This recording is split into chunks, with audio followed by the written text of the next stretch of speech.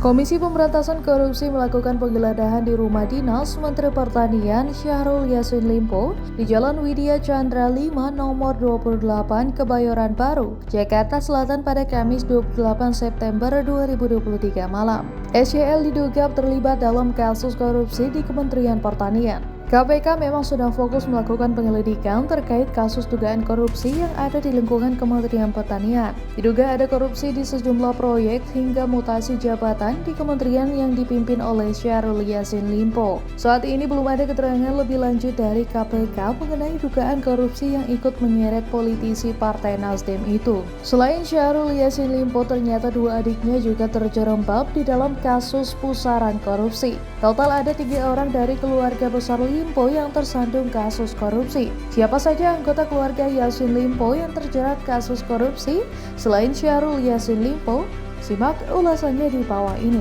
Yang pertama, Haris Yassin Limpo. Belum lama ini mantan Direktur Utama PDAM Makassar, Haris Yassin Limpo ditetapkan sebagai tersangka dalam kasus dugaan korupsi di PDAM Kota Makassar pada tanggal 11 April 2023. Penyelidik menemukan bukti-bukti sah yang menunjukkan keterlibatan Haris Yassin Limpo dan mantan Direktur Keuangan PDAM Makassar, Irawan Abadi dalam kasus ini. Akibat perbuatan mereka, negara diperkirakan mengalami kerugian sebesar 20 miliar rupiah.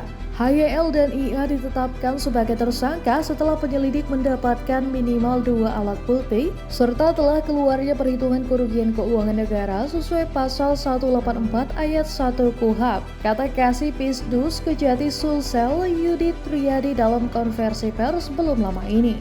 Haris dan Irawan dijerat dengan ancaman hukuman maksimal 20 tahun penjara. Yang kedua, Dewi Yassin Limpo.